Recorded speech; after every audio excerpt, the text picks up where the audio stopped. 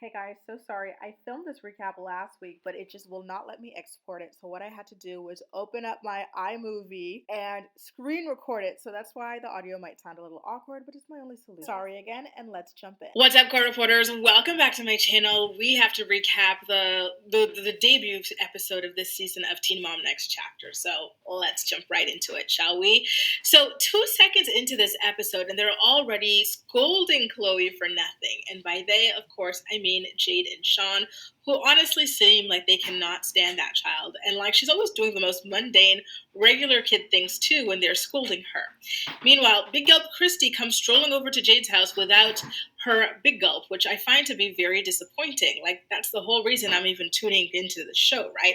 I guess it was an emergency. It turns out there was an emergency, and Big Gulp would have to head back to court 3 days before Jade's wedding, and maybe even jail that same day. Meanwhile, in Indiana, we see Gary and Amber talk about the wedding, and it kind of felt like the two of them were flirting. For whatever reason, Gary even asked if he should be picking up Amber or anything like that. Like, she's a grown woman. Let her get there on her own. It's fine. I don't trust these two. For some reason, I still get the feeling that Gary would be ready to risk it all for Amber. And then down in California, Zach is trying to force Cheyenne to have another kid, and this scene practically made me lose my mind because one thing about Zach is he has no job. Second thing about Zach is he does not seem motivated to have a job. Third thing about Zach is despite the fact that he is jobless, he doesn't do that much when it comes to helping out with the children, as discussed in Teen Mom Family Reunion. So, one of the things that we saw on that show was that Cheyenne does not respect Zach, and I don't blame her because the man not only doesn't bring in any money, he also doesn't help out in the house. So, what is there to respect at the end of the day, right?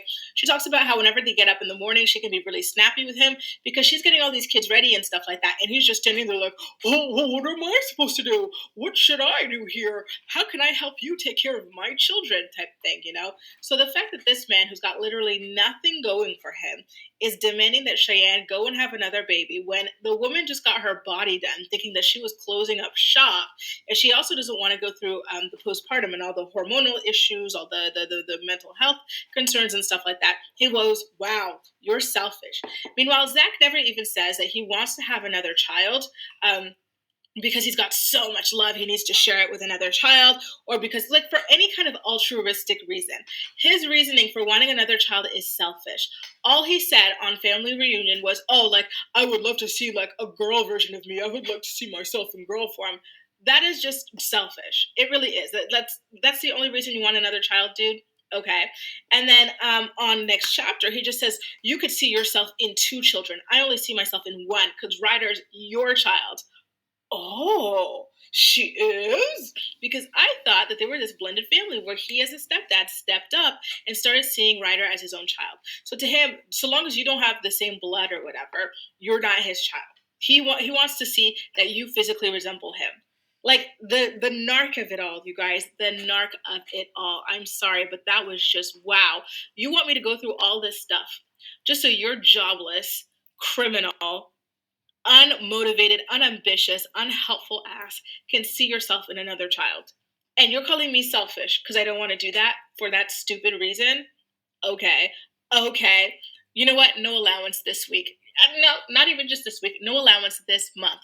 Okay? And I'm changing the Wi-Fi password, so only me and the kids are using the Wi-Fi. And if you want Wi-Fi, go get a job.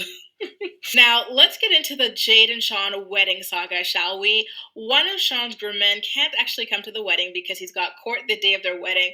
I'm sorry, but this wedding is starting to look a little hood. Okay, you guys, the mom's got court 3 days before. She might be going to jail or missing out. Now one of the groomsmen's like, no, I got court too. Like, what is with all these criminals, you guys? Like, Jesus. Then we head over to the Ashley and Bar storyline, which I hate. I've been very vocal about this since last season. I do not like seeing Ashley and Bar's marital strife because she already knew that she shouldn't have married that man, but she did it anyway. So I don't want to see her crying about it, but I digress. So it turns out that she went through Bar's phone records and found that he had been like chatting with a girl 3 to 4 hours a day, which I think is insane. Like, do y'all not have jobs? Do y'all not have things to do? Like, how do you have 3, 4 hours a day to just be sitting around on the phone? Like, weird. I get it if it happens once in a while, but if you're doing this regularly as Ashley claimed was the case, that's strange. So she talks about it to her mom, and her mom kind of gently tells her, listen, like, you've been through so much with him. Like, maybe you should cut your losses at this point, but like, without actually saying that, but obviously that's what she meant. And again, I don't feel bad for Ashley. She knew not to marry this man, but she did it anyway. So whatever. Meanwhile, in LA, Cheyenne then decides to share the conversation she had with Zach with her mother about how she's not personally looking to have more kids. She thought that they had agreed that it was over after Ace. And her mom was like, yeah, and you don't want to be old and pregnant at 35. I'm like, how ignorant is that? Like, oh my God, like old and pregnant at 35. That is so crazy. Like, I don't even want to touch that. Let me just move on.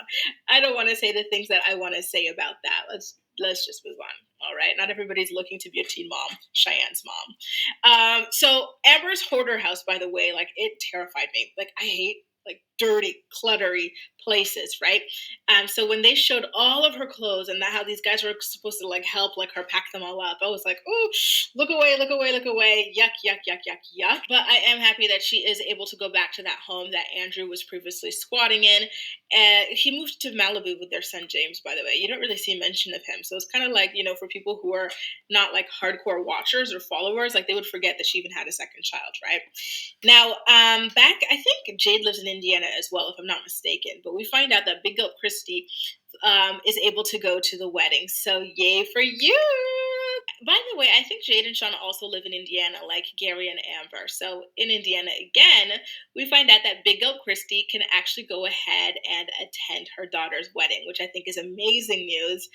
And then in Nevada, Ashley had a really great conversation with her daughter Holly about changes and transitions in life in order to lay the groundwork down for the bar divorce storyline and announcement. And you know, I gotta say, as annoying as her storyline with Bart is, I think that Ashley is the best at talking to like her kid. Like the way she talks to Holly is so beautiful to me. I could watch them all day. You know, the difference between her interactions with Holly and Jade's interactions with her daughter Chloe, night and day. And then the wedding day finally comes, you guys, and we see Macy, who I had completely forgotten about, by the way, because she wasn't on Family Reunion this season. But she and Cheyenne talk about Ryan's sobriety. I'm like, okay, here Macy is in her first scene of the new season of Next Chapter, and she's still not even talking about herself. All she can do is talk about Ryan Edwards because she's got nothing going on in her own life, you know? Like, and this is the same woman who was trying to have an ultimatum, like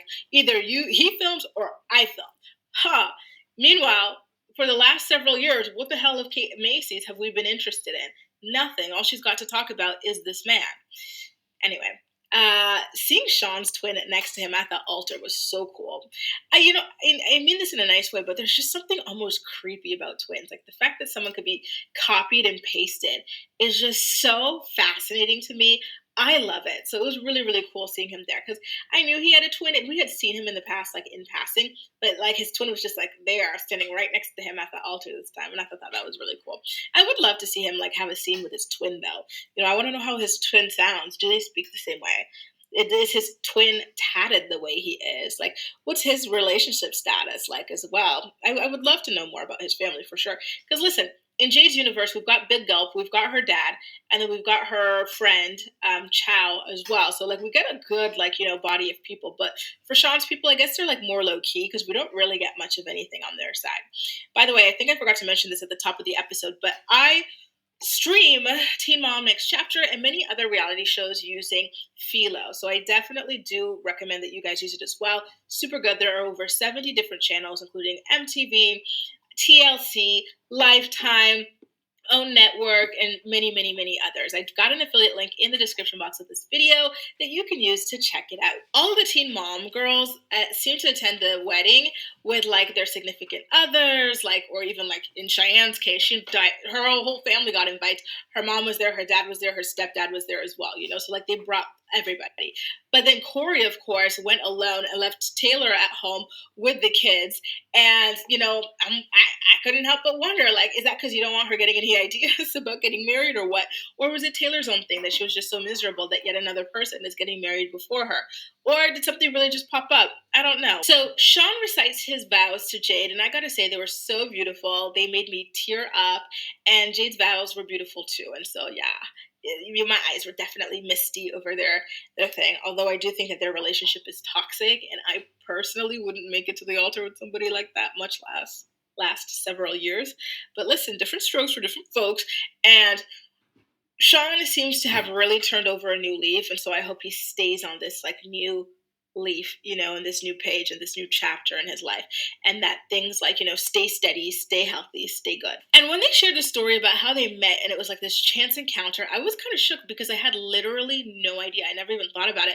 I assumed that these two met in school, like pretty much everybody else here, right, with their like OG baby daddies. But no, apparently Sean helped Jade's grandma out with her groceries, bringing them up, and then the grandma invited him over for a slice of pie.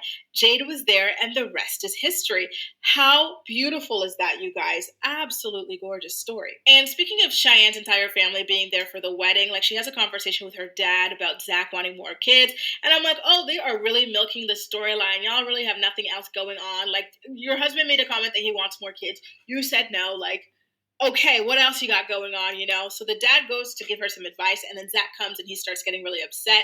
So that conversation was cut short, and then she and Zach speak a little bit more about it. And I really hope we're not going to hear about this for the remainder of the season.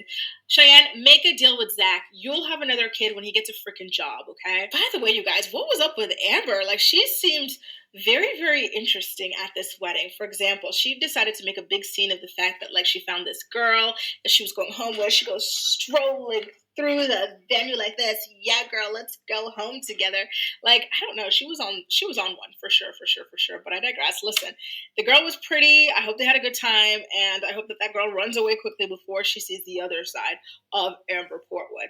Anyway, you guys, that does it. Let me know what you thought about the debut episode of Teen Mom Next Chapter in the comment section down below. And as usual, we'll chat. Don't forget, I've got an affiliate link if you too would like a Philo subscription to watch the show and many others like it. That's all for now. Thank you so much for watching, and I'll see you next time. Bye.